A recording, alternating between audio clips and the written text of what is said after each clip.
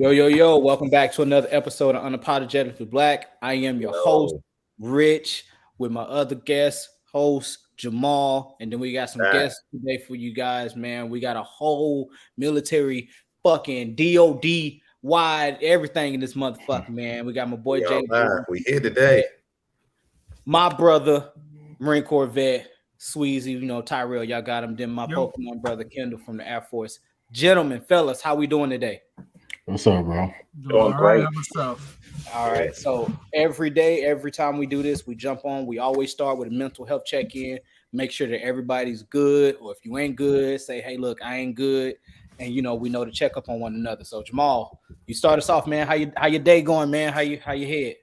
Man, I'm good, dog. That was my day off, so I got to sleep in, woke up, just hanging out. Just it's been real easy. Just eating all Snuggles Halloween candy. All right. What about you, Will? How you feeling, man? Man, I'm blessed, bro. I'm 34, retired, don't work. Spend time with my 9-month-old. So, I I wonder how many motherfuckers can say that I'm 34 and I'm retired. probably not many, man. But I ain't complaining. You know what I'm saying? Okay. How you doing, Tyrell? Sweezy, sweet. I'm not gonna call him Tyrell. That's a weird ass name to me. No, What's yeah, up, Sweezy? you calling me Tyrell don't make sense. Don't do that. What up, Sweezy? How you, man? How you been? You know what? I'm doing all right. I finally found my dream job, so I've been enjoying that for the last like 8 months. So no, it's been pretty good. It's been pretty good. What's up, Kendall? I'm doing all right. They given me extra responsibilities at work today, but I'm not completely stressed out about it. So that's always good. That's good. Same for me, man. Getting ready to move again. I know we just moved into this house here, but we're getting ready to move again. It's Texas. The landlord decided that she wanted to move back into our house. And according to Texas, and not only Texas, but most laws, so look up your states. If you're renting a house from somebody, if they choose to move back in, they can, as long as they give proper notice. So she did. She was chill about it. I'm chill about it. I'm not too pissed off. We was able to find another place, move in. But other than that, man, I'm chilling, man. I'm blessed. I'm not retired, but I'm not wanting for nothing. I can tell you that right now, that disability is noise. Yeah, I need to put it in mind. So today's episode, we're going to talk about something that we've talked about before, which was toxic masculinity, but now we're going to get it from our military side, our DOD side, and how males are looked at in branch wide, and just how black males are looked at. Because I know that's a huge thing, at least for me. And I'll start it off where I met Will was in Cali. I was in 1st Supply Battalion.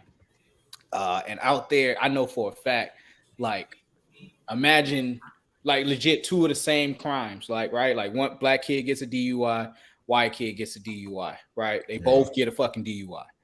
Where if I got one, I'm guaranteed battalion level NJP. Not only is it a battalion level NJP, mine will most likely be public. And for those that have never seen it, a public NJP is where they bring everybody out from the battalion or the regiment. They sit you in the middle, and you are looked at by all your peers as they demote you, as they take your money, as they put you on restriction, 45, 45, 66, however they want to do it, right? And they're going to max you out. That's what we call being maxed out, the harshest punishment they can give. Where on the flip side, and I've seen this happen, white kid can get a DUI. He may or may not get NJP. It might be company level, right? And for those that don't really understand, company level NJP is severely less than a battalion or regimental level NJP. Company level, they don't take your rank. They'll take a half a month's pay, if that, with 7 days of restriction, the end. It's a slap on the fucking wrist. And it's private. Ain't nobody there. It's just you, the CO, first sergeant, and maybe your chain of command, like your staff NCO or whatever, right? And that's it. I've read articles where, like, the black men are more likely to receive a more harsher punishment than their white counterpart. I saw that study too. So what's up? What y'all have y'all ever witnessed anything like that? Man, being over there with you, I know kind of like what you're talking about though, because when I first got out here to Cali, man, what was that? 08? And so it was like we had what's the big black motherfucker? Sergeant Major that was over there. Oh, I know who you're talking about. Oh, Tanksley. Yeah. Yeah, he was. That's when I first seen it. You know what I'm saying? And then you left out a key factor when they might degrade you as well as part of your punishment. You know what I'm saying? So like when they going out, you know, they gonna humiliate you because that's the whole reason why they want all those people out there. You know what I'm saying? And they want them to see you treated like shit. You know what I'm saying? So you see it all the time. And then too, it might not even be like a NJP type scenario, but it might be a promotion thing or like one of those boards or something. You know what I'm saying? Like you killing it, but you ain't fucking with it. You know what I'm saying? You respecting the chain of command and all that. But then your counterpart, he might be buddy with them because you know a majority of them, you know what I'm saying, they don't look like us. So you know what I'm saying, you ain't kicking it with them on the weekend. So when you killing it, you busting your ass. And then I done seen scenarios where they'll send their homeboy up, homeboy trash. You know what I'm saying? And then just because, so we ain't even got to go to the extreme of like being punished, but it's just stuff like that, you know, promotion opportunities, you know, stuff like that as well. Duty, you know what I'm saying? So Shit, crazy. Just here recently, we just Marine Corps wise just got our first 3-star general that was black. It's 2022. Crazy. Marine Corps 247 years old. 247 years. We got our first 3-star general that's black, and we've never had a commandant that's black. We just got our first black sergeant major was 1956. So can you break this down for the crowd who doesn't understand? Okay, so for those that don't understand, when we talk about generals, we talking about highest of the high, motherfuckers that make decisions right next to the president, right? Right. For those guys that's going to break down, hey, this is how the military will operate. This is how it will function. These are the rules we're going to lay down. For the guys that make that decision, these are the liaisons between the president and the army. Right, the liaison between us as a body of people and the president as the guy that runs the whole goddamn right, like what we can do versus what they can tell them. Right, what we just got representation 2022, a black male that says, "Hey, look, you know, when we're talking about when issues might arise, like one of our biggest things could be growing facial hair. Like, hey, look, this is what black males look like, you know." When it comes with facial, like he's able to be that voice to say, hey, look, this is what we think. Boom, boom, boom, boom. Hey, you know, I've had a sergeant major, a first sergeant in boot camp saying, hey, stop putting sunscreen on all of the black kids that come through here because they look like big ass blueberries, right? But drill instructors think the shit is funny to just lather all the black kids in fucking sunscreen and run their asses through the sand. You know what I'm saying? But because there's no representation of us on that level, they just be like, nah, fuck it, keep doing it. You know? Yeah. When you walk around and the series commander's white, the company commander's white, the battalion commander's white, like all the way through. Every name or every position that has a high position in it is white, up the chain. Up the chain. And at the highest level, we've never had black representation equal to on the civilian side. Like we just had our first black president, you know, with Barack Obama. We've never had a black commandant. Right. So, what y'all think? Yeah, for those like Kendall, like you're in the Air Force, what's something might be a little bit different, or what you think? Yeah, so it's pretty similar in the Air Force. In the Air Force history, there have only been 2 black men who were Chief Master Sergeant of the Air Force. That's top of the enlisted tier, for those who don't know. And then they currently have a black man as the top general, which happened like right before I got out. So yeah, you don't see a lot of representation. My entire time working, I only worked for one commander who was black. And he was only there for 6 months because it was a deployed location. So yeah, that's like crazy. Yeah, but Air Force, it's just like any other branch. You have people always trying to prove they're better than somebody, and they always want to label the black man as the least competent in the room. Mm-hmm. Like, Right. even if they got to go tell lies about you to make it happen. Happened to me all the time. And that's what's crazy, because like, even while most of my wild times when it comes to like race, we're in Cali, right? Because we're in an area where you can pretty much be a civilian. You go to work, you get off work, and you can be a civilian. But the way that we were treated was like, I was like, hey, look, we don't spend a weekend in LA. And like, one of the first things that they say during safety brief, make sure you don't go out there getting shot at and doing this and doing that. You go to the club, and just any stereotypical thing you can say about a black man when it comes to hanging out and stuff like that. They said it, or they made sure that they talked about it during a safety brief. But they ain't mentioned shit about the kid who just got super drunk and decided to fight the duty. Like, you didn't say shit about him. And he got completely wasted, and he shot, and and he would try to fight the duty. White kid. I ain't never met a black kid get super drunk and go fight the duty. But you worried about the Marine that went to LA or went to Hollywood for the weekend, you know what I'm saying, and had a party out there. I don't know if you remember this, but our schoolhouse where it was located at was a sundown town. So we actually ended up getting a brief about that when we first got there. It was like, hey, I didn't know that. Yeah, there was Richmond is a sundown town. Yeah, one of my gunnies from the schoolhouse, one of the instructors, he's like, hey, it's a sundown town. You all might want to make sure you're in a group or you're back by a certain time, or this ain't the friendliest place to be. So we got to go to the schoolhouse like that. You know what I mean? So it's like we don't get any type of respite, no how. Mm-hmm.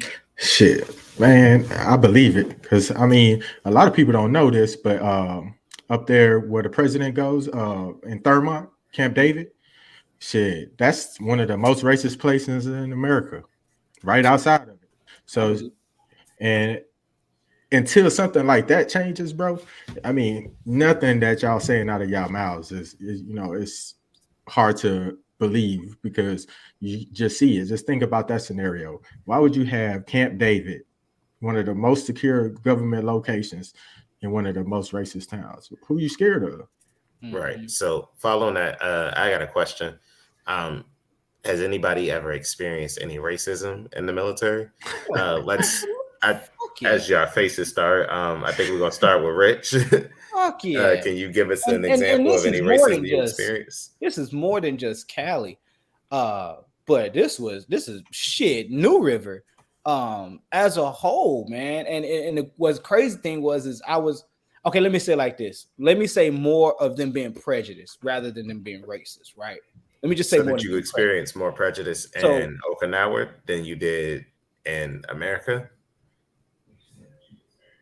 Yes, but the only reason why I experienced more in America than I did in Japan was mainly because of the work schedule, right? Because we were so busy in Japan, and you're constantly working, like there's not really a lot of off time.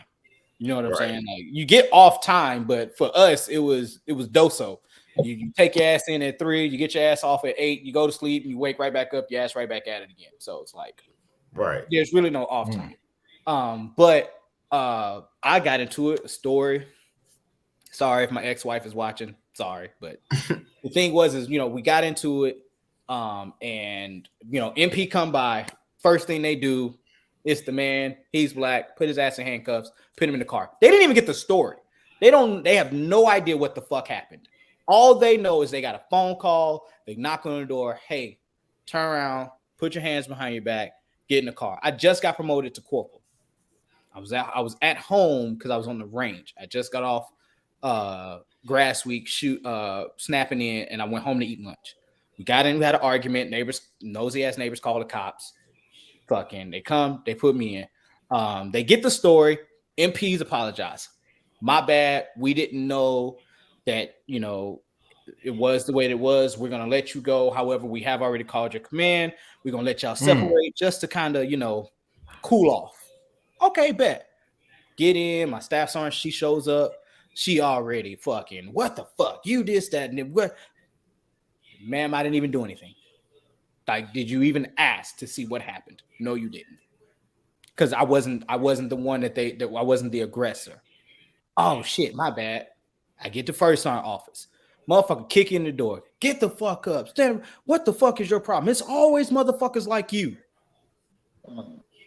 Just for her to pause and say, wait, first sergeant, it wasn't like he's the victim. He's not the aggressor.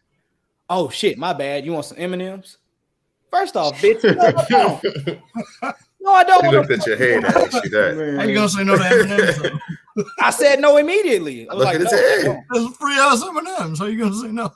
Cause man, the shit had me hot. Cause I'm like y'all didn't even ask. You didn't even say, hey, what the fuck happened? And then if I tell you the story, and then you be like, oh, what the fuck, motherfucker, you stupid, this, you that, blah blah. But you didn't. You just automatically assumed it was me. And then it's always motherfuckers like you that ran me sideways. And we had a Hispanic first sergeant. He was, he could barely speak English. So he had his accent while speaking.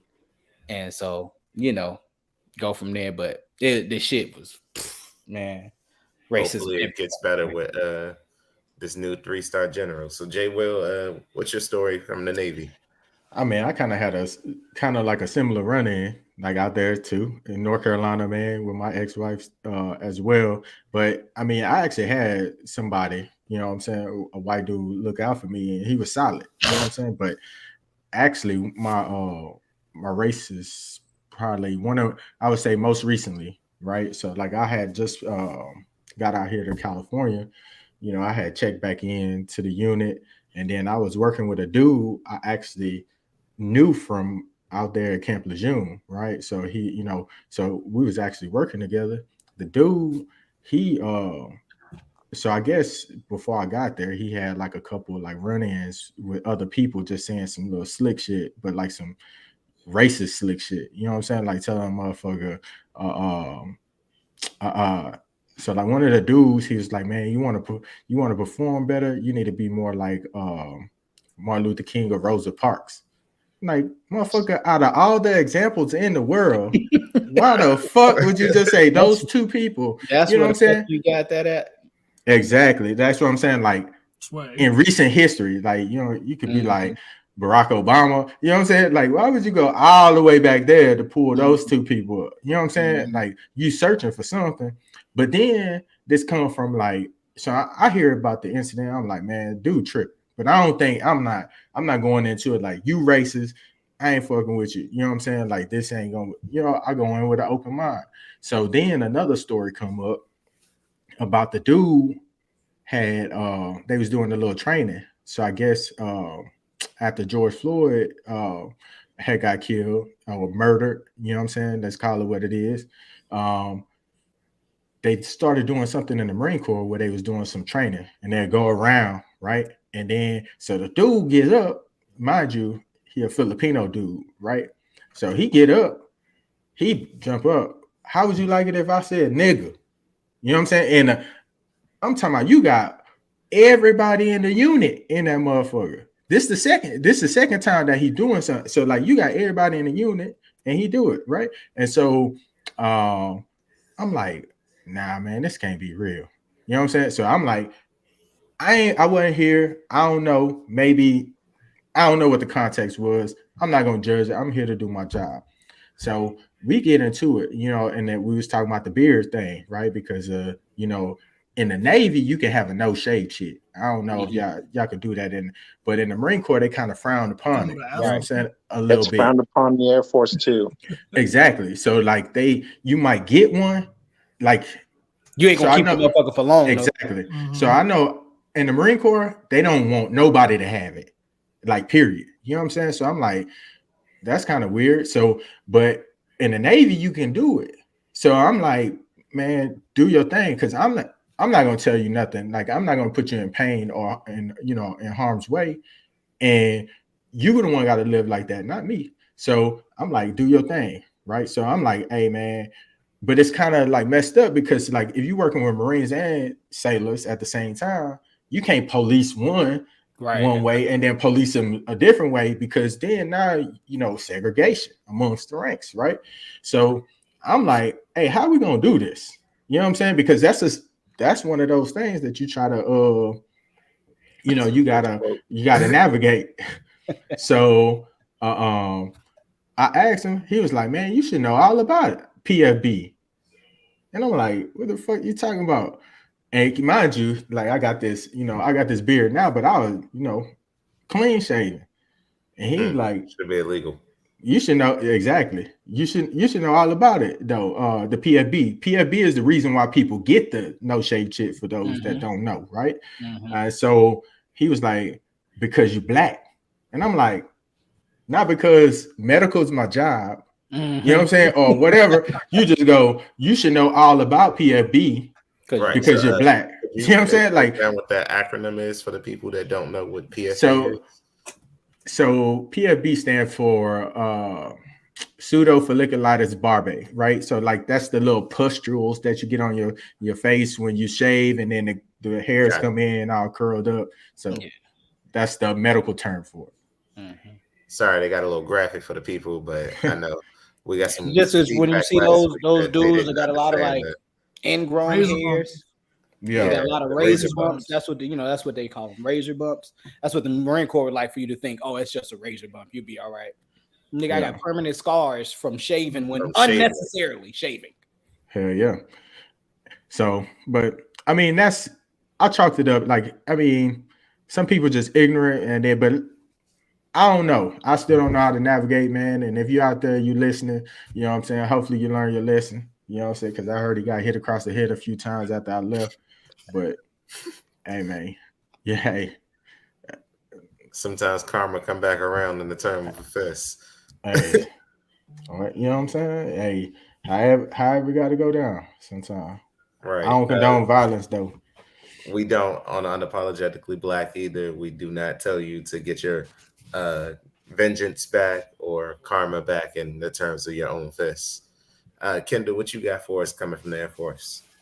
All right. So I had to deal with the shaving profile issue too. I had the profile like my entire career, and people would still try to ostracize me for having hair on my face. And then when it came to things like awards and promotions and stuff like that, nobody was trying to see me win. Like anytime I got so much as a letter of appreciation for community service, people would flip out about it. Like if I do well on the job, somebody's flipping out about it. When it was time for me to try and get an early promotion to senior airman, it's called below the zone. People were praying I didn't get it. So, it was all pure jealousy. They were afraid of me setting the bar too high for them to reach. It's crazy. So when I say they don't want to see Black men be on top, that's why I said they have so many people trying to tell lies about you to make sure you can't get ahead, try and get you in trouble, try to set you up for failure, humiliate you, anything like that. This was all in my first duty station. Like things didn't change until some more colored people came into that office. I feel you. I mean, you're a 6 foot Black man who walks in smart as hell. Just that's intimidating to a lot of people. Yep. Yeah. Second, white folks realized that they just went berserk. Yeah, I feel you. What about you, Sweezy? So I count myself lucky. I didn't really have a lot of racism from the top down. I had a lot of people taking care of me. Rich, you being one of them. But no, I did have one incident in that sundown town, like I was telling you about over there, where a couple of guys from the schoolhouse were all out one night, and we were heading back for the formation on like a Saturday night, and a couple of guys were just super drunk and just started picking fights and calling every other every other curse word they could think of, racist and not to everybody that's there. And it turned into everybody, not just the Marines, but a lot of the people that were there at the restaurant we were at come up and had our back on that shit. But it's been a lot of situations like that in that sundown town or in certain other situations after I got to the fleet, where it's like I've been fortunate to have people that have my back in these situations where I have people coming at me sideways talking about because I'll let you know I'm married to a white woman. People don't look at that right way, and people see that shit and they see me and my kids and my wife and they come at me, and it's like I've been fortunate to have people have my back at the stations I've been at, so I just count myself lucky in that regard. I ain't gonna lie.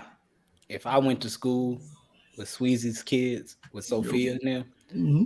and she was like, "Yeah, my dad's black," I'd look at Sophia and I swear to God, I'd call her a bow-faced liar. Like, bro, you're lying. There's no fucking way. No way.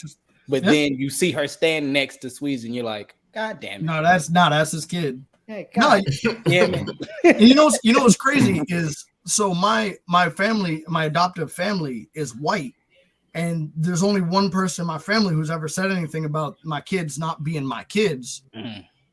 And it was my aunt, and she doesn't have anything to do with my family anymore. Mm-hmm. It's just straight up like those are my, because she even looks at me and she goes, "They're not dark enough. Have you gotten a DNA test?" And I'm like, "I'll slap the hell out of you." I will slap the hell out of you. But speaking of kids, most of us are fathers. I was a father while in. How were you guys able to juggle being a father while being active duty at the same time? I mean, I'll go first on this one. You already know how it was for me. You already know. I'm talking like what I had.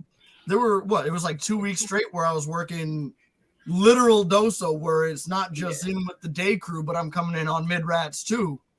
So it wasn't easy. It wasn't easy. I feel super fortunate that I had, my wife, who's a great mother and a great person, to have my back and take care of our family when on those days when I come through the door and it's, hey, I got my blacks off and I'm out. You know what I mean? That shit was not easy, especially with our chain of command the way it was. With the people that were above us, didn't make it any easier than it was, or than it should have been. Mm-hmm. Oh, you was a cook too? Yep. Oh, so that's how y'all know each other. Yeah. So we were at where New River, where all careers go to die. Yep. So they call it the black hole of the Marine Corps. Yeah, my cousin was over there. Mm-hmm. He's out now. Yeah. We was Eric was in the same mess hall with us. Yeah. Alan is his cousin. South Sergeant Allen? Yeah. Oh shit. Retired gunnery sergeant. Yeah, he's gunny now. Oh, he's a gunny? Yeah, he got promoted to gunny right before I left the mess hall. Okay. Yeah. But I mean, for me, it was it's kind of the same.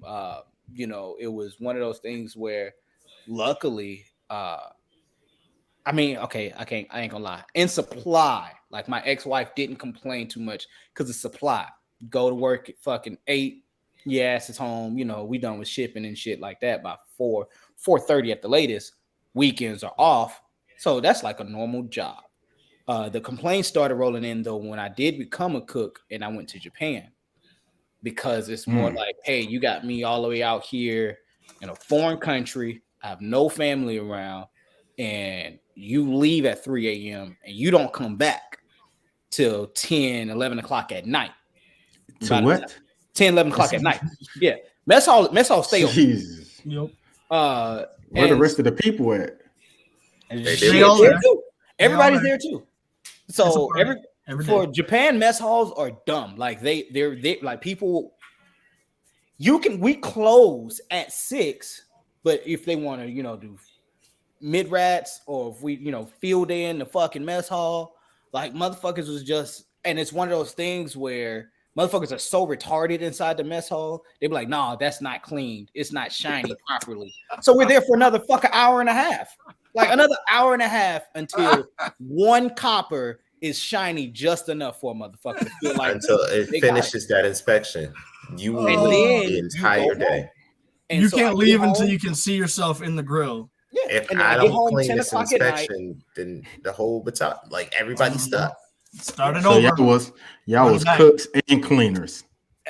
Bro, you a cook, you a cleaner, you a mechanic, you a motherfucking inventory stock person. You gotta be You gotta be front of the house, you gotta be back of the house, you gotta be storeroom, you gotta be everything. But that's like how I was talking before we jumped on, how what you do in the military has to like specifically correlate to what you do when you get out. So when I get out, the only job that I say I have experience and that I can vastly do without going to school for are restaurant type jobs. I could go in and manage. I worked at the VA for 3 months before I realized that I just absolutely hate fucking cooking. But I went in, showed them my resume for the Marine Corps at the VA downtown in Houston and got hired immediately.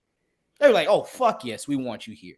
Yep. You want a supervisor? Fuck it. We'll promote you to supervisor right now. Like, fuck working the line. We'll promote you to supervisor. You'll watch everybody and then go from there. Because I had that level of experience. But it was, the task is so daunting. And then that doesn't even include, if I have to go on a mule or if there's a training event going on off in the Philippines or something like that. And now you got this woman with 2 kids by herself on an island. She has no family around, and you're gone for the next 4 months. Yeah. You see what I'm saying? And now she like, what the fuck? Like, why the fuck did you even bring me out here? And now I'm like, look, but I need to do this to progress my career. I have to do this to be ahead of the next motherfucker, because if not, when that selection for staff come around, they're gonna look at me and be like, nope. Next. Nope. Next. So I have to be gone to make sure that, 10 years from that time, I'm present when I'm a fucking master. You know what I'm saying? Or when I'm a fucking gunny. Like, that's when I'm present. Yeah.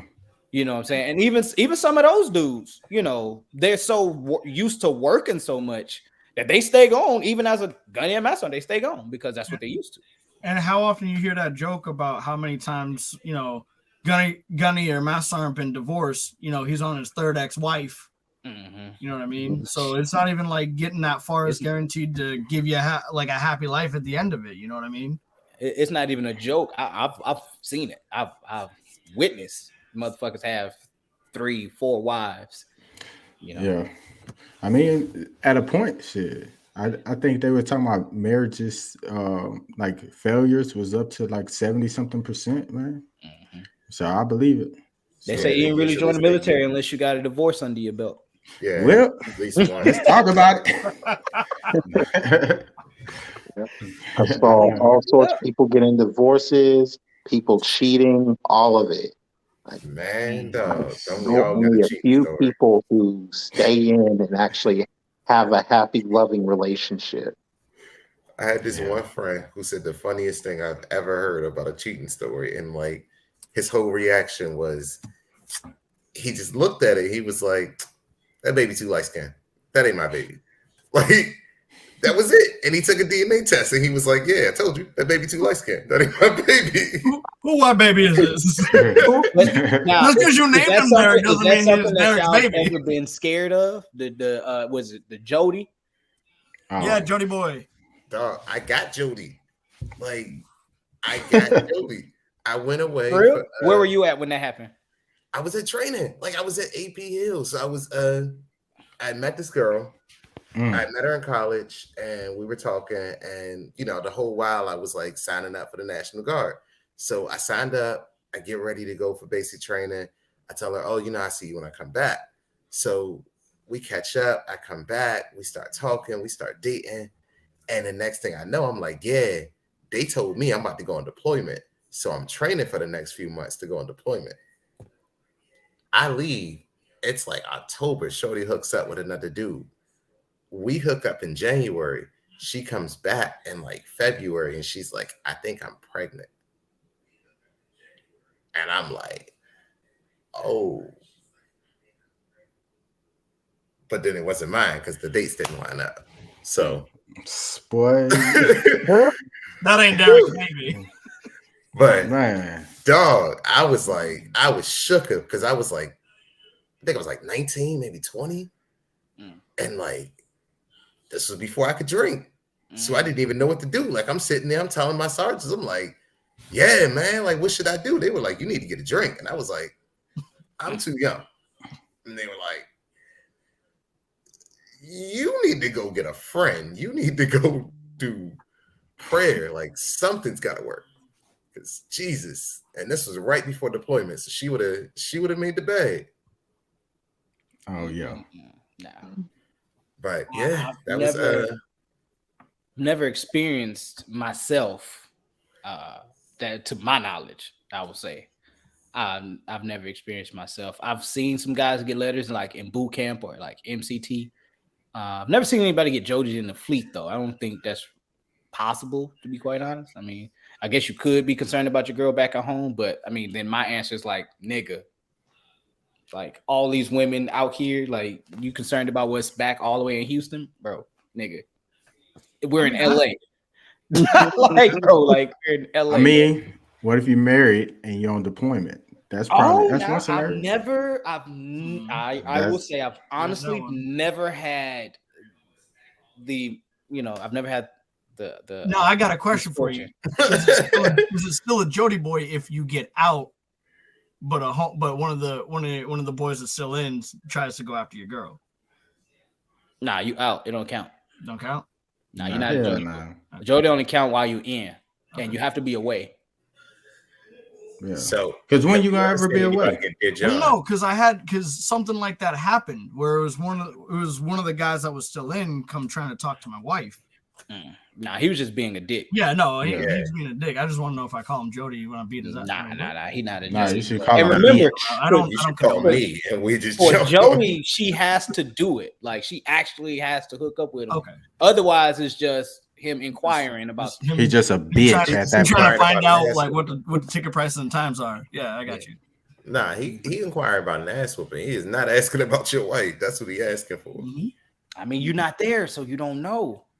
Like I've heard stories, especially on Lejeune, where if they do, if you deploy or whatever, they leave like they get like a special light, like a red light, to let you know that they're available. Like, hey, my husband's deployed, and they leave like the light on. Is that folklore? That's urban legend. That's a myth, bro. Cap. That's gotta be cap. That's gotta be cap. I've heard it before. On the road looking for that. I'm googling this right now. That's cap. That's gotta be cap. I've heard it before though. I'm just saying. I am not all cap on that one. We gotta call that one. Somebody put caps in the I've heard it. I heard it. Nah, I've heard stories of people getting their Jody, dudes being deployed and they come back and they woman. I've heard more stories of men going on deployment coming back broke because their wife has spent all of their money rather than they come back and their wife is pregnant or has slept around with somebody. The more so they come back and they like, I've saved up $20,000. Like shit gone. You usually get one dude that got his wife pregnant and he trying to figure out if that's really his. One dude who just got married to come on the deployment, and somebody whose wife spent all their money. Man, they said at least. Well, you look like you're struggling, brother. You look like you got a story, man. All right, I'm gonna tell you, man. I was gonna hold this in, but so back out there in North Carolina again, because I was out of the June. So this is back when I was at 1-8. So we had a staff sergeant. We deployed, right? We went over there to SP MAGTAF over there in Europe and Africa, right? So we doing our thing. I guess while we doing our thing, his wife was back in North Carolina doing her thing. You know what I'm saying? So we all get back in our waves. You know how deployment go, right? So I actually come back to Avon. I'm like, man, get me the fuck up out of there. So come back to North Carolina. I'm back probably by a week or so. The second wave come through. So the staff sergeant, he in the second wave. Man, my man goes straight to that house, bro. Like they say he gets the chick, goes and called the boyfriend, the new boyfriend over, right? Call him over. He comes over. He done already tied up the chick. So now he done got a gun. He tie up, beat up the dude, somehow set the house on fire. The chick get out. Yeah, he shoot and kill the dude. Somehow the wife get free, right? While the house on fire, comes out, she grabbed the gun, shoot him. They in there. I'm talking about, bro, this real like some Lifetime shit. And this happened, I swear to God, you can look up 2016. It's like the end of August, early September, right? Look it up. Staff sergeant from I think he was from Trax or LAR. I just got to North Carolina. Yeah, over there in Richlands. Set the whole house on fire. Yeah. That was to cycle back to that red light thing. I found it right here. I got it on my phone. Can y'all see that? Can y'all see that? Just want to clear that Lejeune thing up real quick. Okay, bet. Hey, I just heard some stuff. I'm not saying what's true, what's not. But nah, man, I've heard it. We had, Gunny. I don't want to say his name, but he used to come in with a cane during the week. He'd have a cane, but on the weekend, he good. He can move about. He chilling, and he went to Myrtle Beach. I don't know what it is about Myrtle Beach, but motherfuckers going to Myrtle Beach always get in trouble, and they always get shot at because they always doing some dumb shit. And he was messing with another woman's, or like another military person's wife, or something like that. And he ended up getting shot in the leg. And then he got back down here, and it was a whole mess. Dude ended up like popping pills and falling asleep at the mess hall. Passed out in this car in the mess hall. Tried to wake him up and everything, and he was just knocked out. But man, it was crazy. I don't want to say his name because he be watching, or people know him, and then they be like, "Oh, look." So, but I got a question for y'all. How often did y'all encounter like drug use in the military? Oh shit! Like crazy drug use, like the weird stuff, not like I got Tylenol or some shit. Nah, fucking crushing pills and like pills and shit fucking Callus. It's wild how much of that shit gets through. But they're supposed to be testing us all the time and stuff. But it's like you now again. I don't know if this happened to y'all, but every time I come back off leave, I'm getting tested. Oh yeah, it was. So in Afghanistan, it's happening. But you look at some of these other guys, and hey, maybe it's a skin color, maybe it's not. But you look at some of these other guys, some of the other ones that are coming off, they're a little bit pastier than us. We go on I go on a 72. And motherfucker, I mean? come back to a piss test. I've been piss tested 3 times, fucking 3 weeks. Like motherfuckers say random piss test. Yeah. And I've had to piss 3 times 3 weeks, but I'm clean all the way around. But it's random, but somehow you end up on the list I'm on it every time. You remember this was like 2012 or 11. It was supposed to be the battalion hike that got turned into the health and comfort. Yeah. So like dead ass, like they have us out there. It's a battalion, regimental hike, 4 a.m. Everybody's on their packs. We ready to roll. A normal fucking hike. 4 a.m. 4:30 hit. We like, all right, we ain't moved yet. Maybe the CO running a little late. 5 o'clock hit. We like, god damn. 6 hit, and I already know by 6 o'clock if we ain't started this hike, something's up. Bro, I was pissed off too because I was too lit. I was supposed to be in the safety vig that day, and they ain't even hike, man. I'm like, man. 7 o'clock hit, 7:30 hit, 8 o'clock hit. That's when they rolled down, and they just called a list of names. They didn't say what happened. They said we need to see this person, this person, this person. It was like 15 of them motherfuckers. Yeah, like a whole goddamn drug ring running through the goddamn barracks. They was checking cars. Yeah, they were checking cars, rooms, everything. And what's crazy is the CO, I mean, he was serious, but he was making light of it. He's like, we go there for drugs. Motherfuckers find pets. Motherfuckers find like random, like, you're not supposed to have like dildos and shit in the barracks. You're not supposed to. They found your dildo? All kinds of crazy Was shit. it in your room? Nah, hell no. He never get caught with his. But yeah, man, drugs ran rampant in fucking California, everywhere. Whether it was fucking Del Mar always had some shit happening.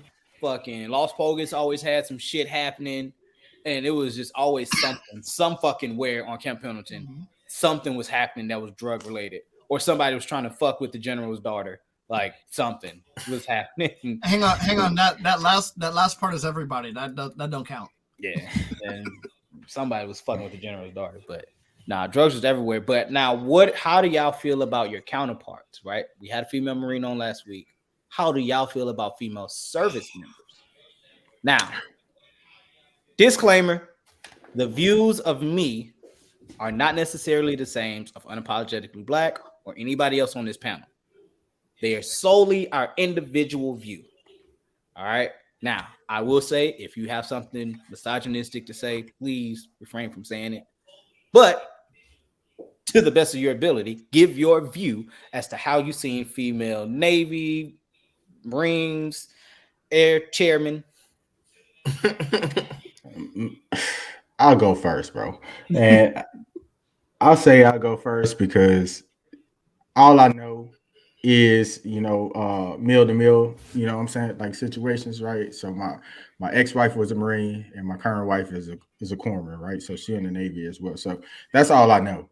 So obviously I don't fall into that category of like thinking that, women service members are worthless pretty much. You know what I'm saying? Like, I think stellar, right? Just like there's some great dudes, you know what I'm saying? There's tiers to everybody, right? So like there's great workers and as males, you know what I'm saying? And going down, you got your pieces of shit. Same thing. Women, you got your great women that be kicking ass and taking names, and then you got your pieces of shit. So like, you know what I'm saying? So I don't think that there's a difference between, you know what I'm saying, like the two, like in my view, right? But I just feel like it's not enough of them. Right. So like I think that it's kind of like us, right? When there's not enough black people and you the token black guy, you know what I'm saying? Mm-hmm. You stand out. So everything you do, you know what I'm saying? You might crack a joke and everybody look at you like, man, what the hell? You know what I'm saying? Or you might not say good morning right when they want you to say good morning. Now you got the attitude.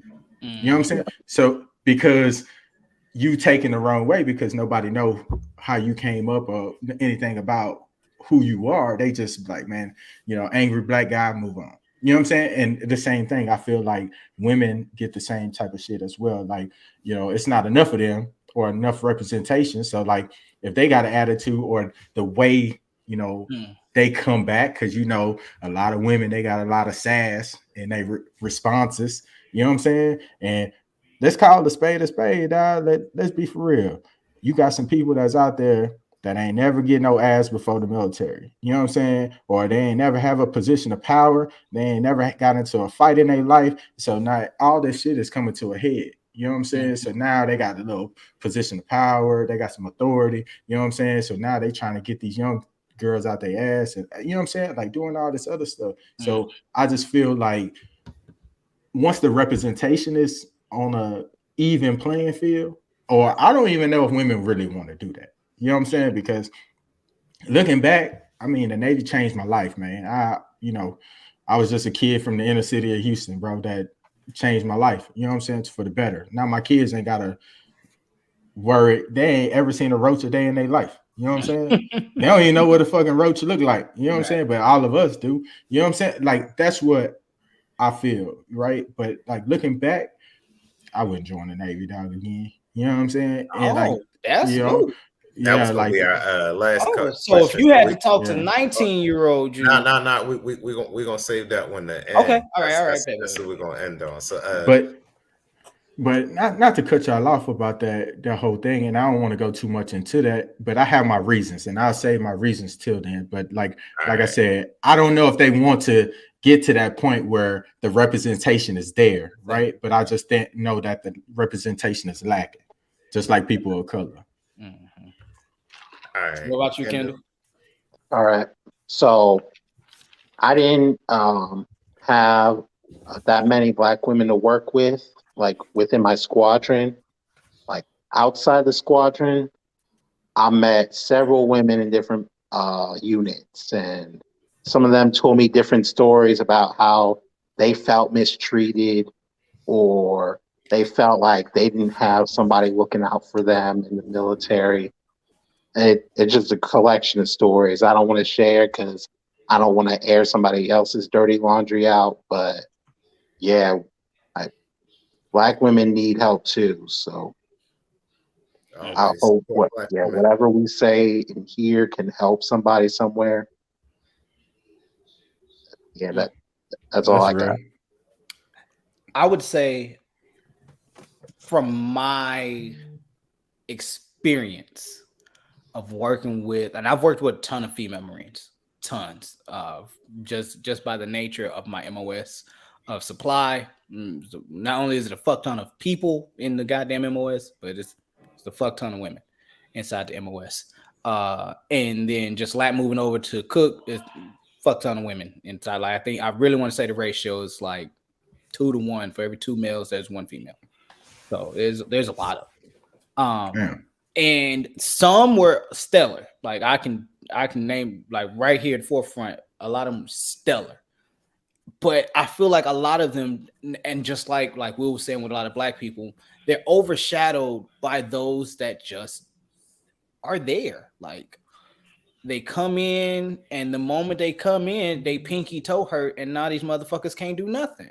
And it's like, I'm trying, I have to, as the sergeant, I have to hold everybody to the same standard, right? Like, I can't let you get off with something that I wouldn't let this male get off with, right? I have to hold everything equal. And then I did the same thing with my physical standards. Like, hey, look, when we're running 3 miles, and when we're doing this, and we're doing this, or when we're doing McMap, I have to train you the same way I train him.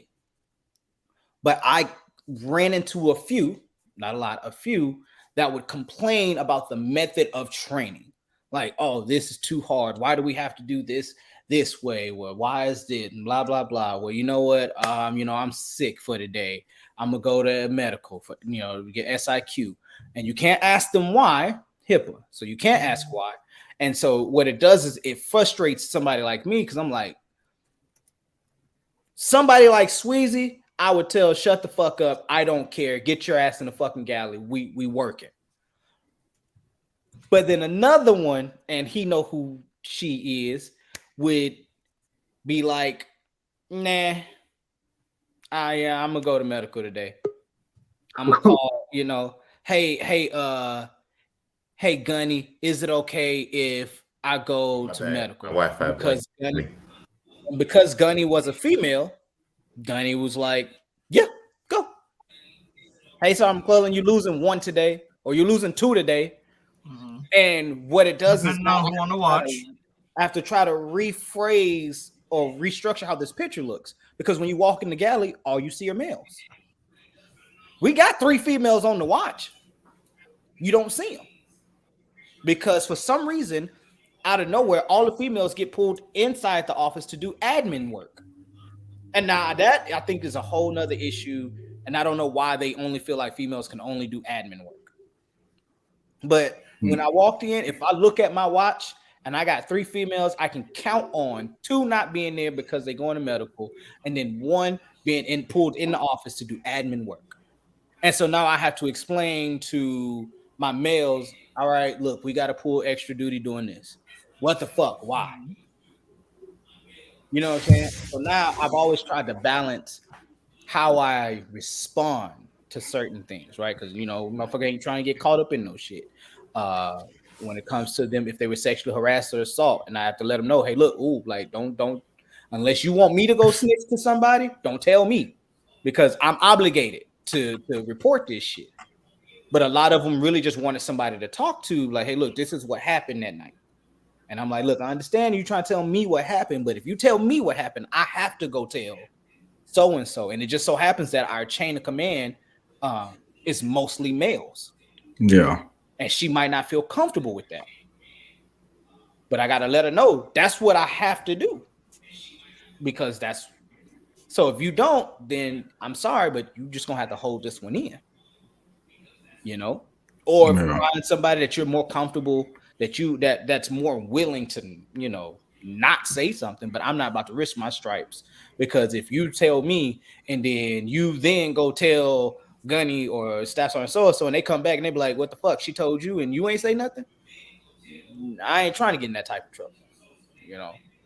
Yeah. So it was, I would definitely say my females for me were more of the, I mean, I had useless males fucking across the board. The Silver being one, Watkins being a fucking another. I was finna say you best not get away from this topic Watkins being another. And when I say useless, I mean motherfuckers were useless. Cruz being another. Like, you're male. I still get mad when he gets brought up. You're male at 116 pounds. You're useless. I'm sorry. Like, that's just what. Damn. My friends here know how to like instantly just set me off. That's what they do. So like when I go out with them and we're all having a good time and they want to mess with me, they're like, "Hey, walk-ins." I'm just not happy anymore. Nope. Bro, all I'm gonna say is, man, don't go too hard on us skinny people, dog. Chill out, man. You know what I'm saying? Like, chill out, man. Cruz was Cruz was young. Cruz was like 18, man. Cruz was like 116 pounds, bro. Like, Cruz was tiny as fuck, to the point where like no uniform fit him. You're mad at Cruz because his uniform is so baggy. You're like, Cruz, what the fuck? Why is your uniform so baggy? Why do you look like this? It's because we're starting, like, they can only pull this bitch in so much. Like, they can only pull this motherfucker who belt loop around his waist. You know what I'm saying? Belt, it's only so much they do. But so I mean, but back at it, I mean, for me, I mean, I have two sisters that are active duty right now. I love to death. Two right now, and I love them to death. And they motherfucking they'll beat my ass. My mentor is a female. Shout out to Moo. She was on the episode. You know what I'm saying? No, not my actual sister. My Moo ain't joined nobody. She smoke train. Goddamn Marine Corps. Hell. But nah, so to my military sisters that I love to death, they'll beat my ass. So I'm not saying that females aren't, and I believe females are definitely worth it. I do not believe, though, and they can just gonna be pissed off, I do not believe females need to be in an 03 field at all. Just because of the sheer physicality burden of being a grunt. It's a lot of men that shouldn't be fucking grunts. Absolutely. But I got one thing to say about that. Well, go ahead. So, you know, I was there. Like, so I was when they started the integration. Right? Mm-hmm. So they started like the whole, and actually when I was at 1-8, we had did our deployment. The one I told you that the staff sergeant came back and killed his wife. Right. So the next deployment was they were going on UDP. So they were bringing all of the females in to the 03 fields. You know what I'm saying? Like you're saying. So my only thing is, I feel like it's inevitable, right? Equality. Everybody wants equality. So why not give it to them, right? But at the same time, like you said, there's some bitch ass men out there that can't even hold their weight. You know what I'm saying? I seen it. I used to be the senior line over, you know what I'm saying, over there. So I seen it all. People come cry just like you would, like, man, people go SIQ. I'm the one giving out the SIQ chicks. You know what I'm saying? So like, you know what I'm saying? You gotta come see me and like, oh man, you know, I don't feel like this, you know, my stomach hurt, or like, nah, man, you about to get your ass out there and hike with me. You know what I'm saying? Like, but you see it. But a lot of people, but I just feel like the women, if they can do it, because I know it's some out there that can. You know what I'm saying? Yeah. But I just don't think that. I don't think it's enough of them. Again, I don't think it's enough. Again, we go back to what we was talking about earlier. Representation. When you don't have representation, then you're gonna lose it all. You're gonna fail at everything. You know what I'm saying? Or it's not gonna be enough. If you kept if you kept SOI the way that it is now, right? And you have a platoon of 100 men that go through, statistically speaking, 90 will pass, right? You get your 10% that won't. But if you got 100 females go through, it's the flip side. Maybe 10 will pass. Yeah, I don't think that's It's like 10 necessarily that'll true. pass. I don't think that's necessarily true, 10 bro. might not be. 10 might be a 10%, bro. You talking 10%, about? So you saying 90% of men would pass, but 10% of hell nah, bro. Come on, hey, my man. So? Hey, Sweezy Tyrell, what's your name down there? Hey, go ahead and show your what you had on your phone earlier. That's cap right there. Yeah, hang on. I got you. So what do you think the numbers would be? It was already ready. Bro. What do you believe? So would be? I don't believe the numbers would be 90-10. Like I don't. Nah. Hell nah, bro. Come on, man. Like you Hell gotta be more nah. realistic and say that these women know what they were getting themselves into and know what's on the line. Like if you know that you're the test subject and like out of 100 women you have to make it, I think if you signed up for this, you push yourself to that limit. Like that sounds cute, my nigga, but we have to perform. How many are actually able to perform? I understand. How many women are in the know a lot military of right shit. now? I feel like I can go to the NFL. But we and I just know I'm good interviewed a enough. woman. How many females do you hear that have to get out for things like hip problems, for like back problems, for things like that, just for going through MCT? Mhm. Like it happened to a friend of mine. She got. But that's just MCT. And that's But what you I'm can- saying. SOS, which is supposed to be harder. It's I don't think it's a matter of them wanting it enough. I think plenty of them want it enough. The issue isn't wanting it enough. It's just physical limitation. And that's where I look at it, where I'm not trying to see somebody get hurt because they're trying to prove a point. You know what I mean? Where like someone that's been close with me, like my sister since middle school, But we've had studies. They've had 27 women go through SOI and 3 passed. They had 27 women go through, 3 passed. Is that not 90? That's 10%. So can we explain for the people out there what SOI is? So SOI is School of Infantry, right? So there's 2 forms of school for Marine Corps, right? There's MCT, which is Marine Combat Training, all none O3 related, none grunt fucking training. And then SOI, School of Infantry, is for everyone grunt related, O3, whatever the fuck. That's a whole nother school field. They've ran trials where they've run females, a school of 27 female officers because officers have their own. It was SOI for officers. They ran 27 females through, 3 passed. But my thing is, if you're an officer, bro, and there's no like, let's be for real. Like we could, all right, we'll take that. So say the 3 pass out of the 27 that you say, right? Bro, I think that number is kind of flawed as well because one, you're a motherfucking officer, you got a degree. You know what I'm saying? If a motherfucker tell me like, hey, you're gonna be a fucking grunt, you know what I'm saying? Like for the rest of your career or for the time that you signed up for, like, hell nah, fool. Like you crazy. Like I'm about to be somewhere else. I'm not about to, you know what I'm saying? So like that's the thing, is like, were those other 24 really there because they wanted to be, or because their commander was like, hey, because you know how it is. But like, hey, look, we got to fill quotas, so now we just got to throw motherfuckers in there. Exactly. So you like the little runs, like, hey man, we got this little 20 miler coming up. You know who gonna represent this unit in the competition? You're like, shit, who is it? Because it ain't gonna be me. You know what I'm saying? And enlisted, you can be like, hey, nah, I got my kids. When you're an officer, they be like, hey, what's your PFT, CFT? Oh, 300? Oh, you out there. Mm-hmm. Go ahead, go to TADU for a good little 6 weeks over there, and they can see what it do. So, but you got to think about that too. You ever look at that aspect? I see that. I do. I see that, and I can see that happening.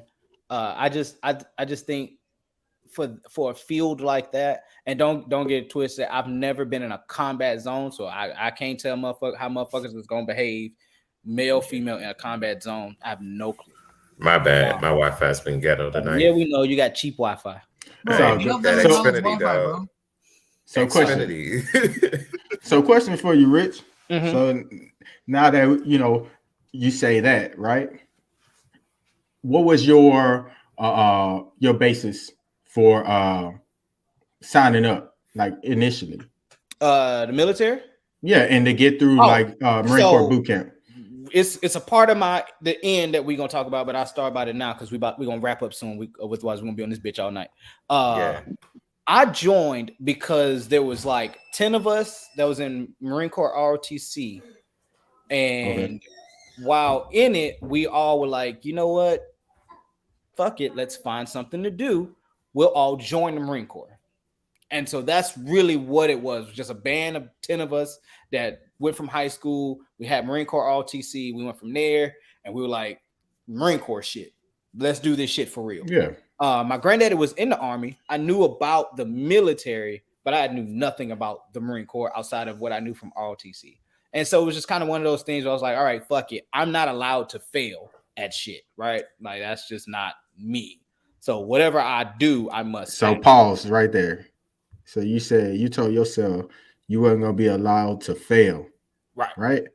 So, but you gave yourself that choice because you signed up, right? Mm-hmm. You signed up and it was like, hey, I'm going to go to Marine Corps boot camp. And you gave yourself that opportunity to go past, right? Now, say if these women had the same choice, right? Because you already said that it was 27 officers. We already know those 27 officers had no choice. Now let's give 27 women that have a choice, that same choice that you made. How many people you think actually make it? You think actually 3 people make involved, it? We don't change the criteria for SOI.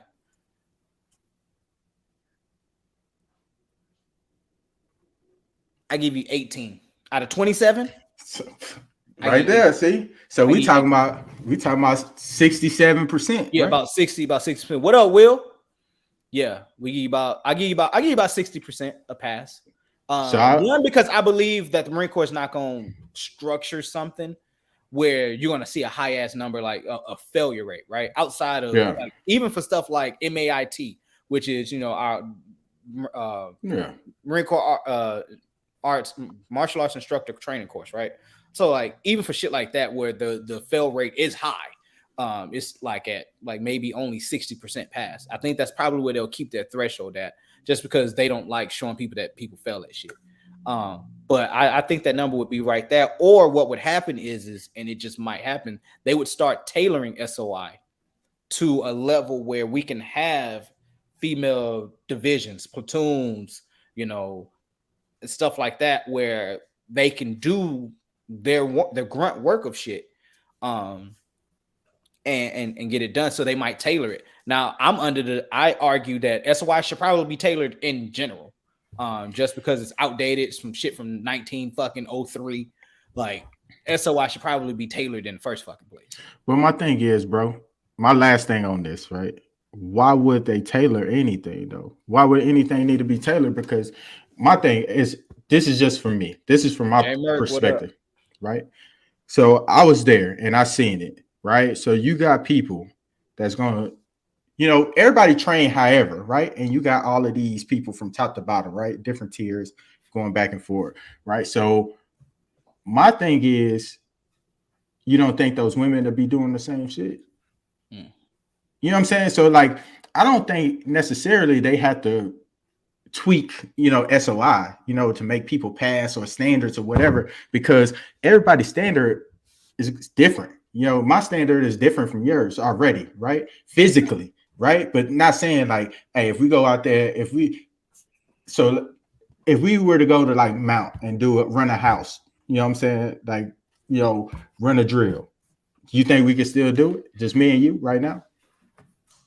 Shit, hell no, I can't do shit Marine Corps related right now. No, I'm just saying, like, if you got the proper training, right? Because that's what you're going for, the proper training, and we were to go do it right now, right? And that's the thing, it's like, bro, you say, I don't think you need to tweak the rules or bend them or change anything, because that training it's kind of like boot camp. Boot camp gonna stay the same. Did they change boot camp for females? They do the same thing, but it's just different, like standards, like for physical fitness. Yeah. But everything else is the same. So why not keep it the same across the board? You know what I'm saying? So that's why I feel like, I think that if given the opportunity, and I would say that when it comes back to representation, bro, that's the biggest thing. You got to have representation, because if you don't have representation, nobody's going to know. Like my man said earlier, you can sit up here and be like, black people need to do this and black people need to do this. But if we ain't got the representation, we can't do nothing. You know what I'm saying? Because nobody know, right? And you ain't out there talking to Joe. You know what I'm saying? He falling off his bike. He talking to other people. You know what I'm saying? That don't look like us. Right. You know what I'm saying? Right. So, and that's so all right. So we got to ask this last question, and then we'll start at you, Rich. Go ahead, ask your last question. End it off. What does toxic masculinity look like in the military? Your average service member, your average male white service member. No, I'm just playing. I'm playing, but I'm not, right? So hey, they say it says some truth behind every joke. Yeah. So shout out to all the people that serve the right way, right? So like, you know, if you ain't racist, you know, you ain't prejudiced, you give everybody an equal and fair chance, man. Shout out to you, right?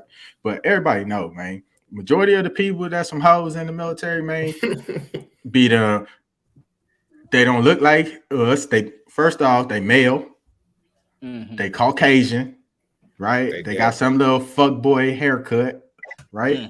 And you could tell Monster or a Red Bull can always. Exactly. And you could tell that they was a fuckboy the whole time they grew up. You know what I'm saying? Because they be trying to you could tell people, the people that press the buttons the most. You know what I'm saying? Right. You ever those confrontational people that just start shit, but then it's kind of like throwing the rock behind your hands type of deal. Like they'll start the whole thing, but then the moment that you cuss their ass out, then they'll be like, oh well, he did this, you know, he talked to me. I outrank you. You can't talk to me like that.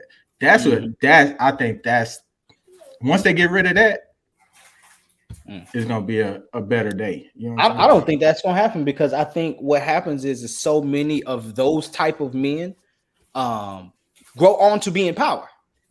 They make it through their first enlistment, which is typically their hardest one, and then from there they get promoted through the fucking chain. They go to the drill field where the behavior is furthermore fucking accepted, and they're allowed to be douchebags and dickheads across the board. Be seen by their peers and look at their peers, and then they go from being that, and because I was a drill instructor, now you know I'm the motherfucking candy of the goddamn Marine Corps, so I get pulled on to do something else, and before you know it, on the enlisted side, I'm the first sergeant that's fucking okaying the bullshit that they do, because I won't NJP them, or I won't give them a 6105. Most I do is yell at them and then move them on. Or on the officer side, I'm that major that, you know, low key is trying to get with this, you know, like they go on to be in power. So the shit never leaves. And they okay the shit. They okay the behavior, because they'll use it in their speech when they're giving a speech to a bunch of men right before they leave the wire. They'll give that type of speech. You know what I'm saying? That motivational pump you, you know, John Bassalone fuck 34 people before, you know what I'm saying? That didn't really happen, but that type of fucking speech, you know, type of shit, you know, Chesty Puller. And, you know, like, first off, Chesty Puller was probably racist. Let's just throw it out there. Chesty Puller probably. What are you talking about? Chesty Puller was probably racist. John Bassalone, I don't know. Like, John Bassalone was racist. Like, what the fuck? Like, back in the day. I agree with John Bassalone was like what, 1940 something? I got a bit of a hot take about your toxic masculinity thing now that I had a chance to think, right? All right. So I think toxic masculinity, like Will said, is everybody in the military, period. But the ones that wise up, that mature and grow out of those habits are the ones that get out and do something with themselves, as opposed to the ones that stay in, ruin some other kid, and you know what I mean? Right. So that's how I'm looking at that. Because how many times have you had a staff sergeant, a gunnery sergeant, someone above you that makes your life an absolute living hell, but somehow this dickhead gets to go home making way more money than you do, being for what you're assuming is just a bad attitude. You know what I mean? Yeah. So that's the way I look at it. So you think those that wise up are the ones that actually end up getting out? Yeah, No one that and understands not the just system stays in it. Yeah, and not just getting out, but getting out and doing something with themselves. Because there's a lot of people that get out and they're forced out. You know what I mean? And they don't learn, they don't mature. We've had plenty of people, even in our own unit, that I can name right now that got forced out, didn't wise up. They're still in that same mentality, and they're not doing nothing with themselves. But then there's people like the 5 of us here right now that were like, I see what's going on around me. I need to get away from this because this isn't conducive to a productive life for me. Right. Yeah. I agree with that. And I think that's what toxic masculinity is. You have to have it to get in, but you have to lose it to get out. Oh, that's a different hot take. You have to have it to get in and survive. That boy But you cooking with have to grease lose over it there. when you get out. That's a hot take. I've never, ever, 10 years, I served 10 years. I've been out 3 now, 2019, 3 going on 4 years. I've never thought of that, of having to have toxic masculinity to survive while you're in. It's bred into you the day you step on the yellow footprints. It's Absolutely fucking embedded into you. Because how many times do you hear all the way as an through NCO, you got to be a pit bull, and then while you're on a drill field or whatever, you got to get that killer mentality. You got to be that angry dog. Yeah. And once you come out, you're a whole. Sweezy gonna piss a lot of people off. You can't speak at no fucking birthday ball. Hey, I ain't gonna lie, man. That was real. That was real because I like when you really think about that. You know what I'm saying? Because in life progression, you know what I'm saying. So it only makes sense that you change for the better. Hopefully, that people think so. So you know what I'm saying. So that's what's up, bro. That was real. All right, so we got to end it, fellas. So I'll start it off. Things that I would tell me 19 when I first joined 2000. Go ahead. Let's start off with what's the question before you jump into it. So I'm going to start off. I figured since we already knew the question because we didn't say it 4 times, so we're going to say that. We said it 4 times, but you just jumped in after you didn't even ask Kendall his last thing. I'm going to jump in before you jump in. The question is, if you could ask or tell yourself as you were first coming in, what would you tell yourself? What would you tell young you, whether that's 18, 19, 20, however old you were when you first signed up? What would you say to yourself coming in that you didn't say now? Rich, let's go with you. All right. So honestly, what I would tell myself is use that TA while you're there. Get your degree. Do not stop. I mean, from the moment you get to the fleet, go to school. Use every bit of the Marine Corps because they fucking will use every bit of you. So use it. If it's TA that's free, use it. Live on base. I understand that a lot of people like to live out in town because it gives them away, but living on base saved me a lot of headache when it came to rent, lights, water. Hey, if you have a big family, fucking live on base. Use the commissary, bro. Use the Marine Corps for everything that it fucking has. Everything. All right. Kendall, what about you? All right. I would give 22-year-old me a list of things to avoid to make my career better. Like I would, 1, make sure you avoid these people. Make sure you file extra complaints on these people because they will try to screw you in your career. Make sure not to get orders to this place if you can help it. Let's see. I would also say save up some money. When I was 22, I had my own car that was paid in full, so I had no car note. Definitely could have saved a lot better when I was in E3. So I would definitely recommend that. And then I would say, don't BS. Don't get caught up in playing the Air Force's game, trying to promote fast, doing community service. Just worry about college and try to get out sooner rather than later with a bachelor's degree. That's what's up. To get out sooner than later. What about you, Sweezy? I think I'd tell myself it's worth it. So I come up from a real shitty background. I don't have a whole lot of family and all that stuff. And through all the crap that I've gone through, I've made a lot of friends that I now call my family. Rich, obviously being one of them. He's my brother, but that to me was worth all of the crap I went through to find the people that I can call closest to me. So I just tell myself it's worth it. It's gonna suck a lot, but it's worth it. What about you, Jamal? For me, I grew up broke, honestly. Like, I was the second out of 5 kids. Like, I was always going to be the forgettable child. Like, no one cared what I did. No matter how special it was. So making it through the military made me feel like a real accomplishment to myself. So if I can go back, I tell myself, like, you aren't doing this for anyone else. You're doing this for you. So be selfish, save your money, and don't worry about anybody else, because at the end of it, like, you will survive off of what you did then for longer than what you will do now. And that's honestly my whole thing. Like, I've been living off my past accomplishments. Like, I didn't just do this shit when I was like 18, 19.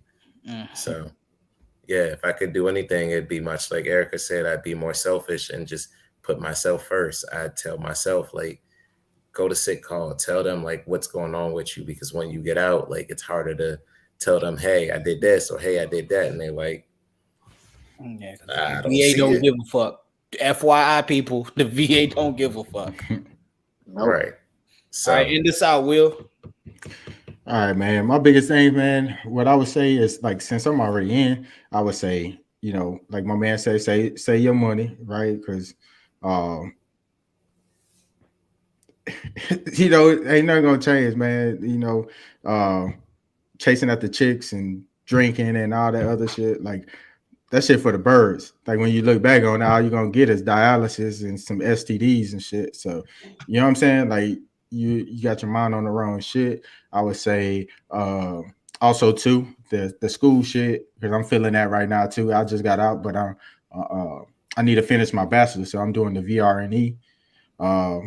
So but yeah, man, that would be my biggest two. And then the documentation. So earlier, I know the reason why you said that you wanted me to be last, because I said that I wouldn't do it again, right? And the reason why I said I wouldn't do it again, man, because the terms that I ended on, right? So I got medically retired, man. 14 and a half years. I thought something that I was going to make a career, abruptly end.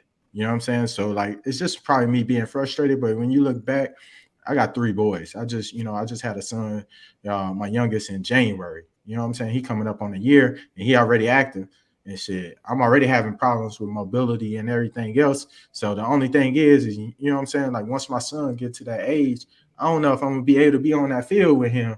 You know what I'm saying? Running around throwing passes and doing all this other shit. It's cool. Like, I can talk to y'all, laugh, joke. Like, man, I ain't, me personally, like, I've been blessed, bro.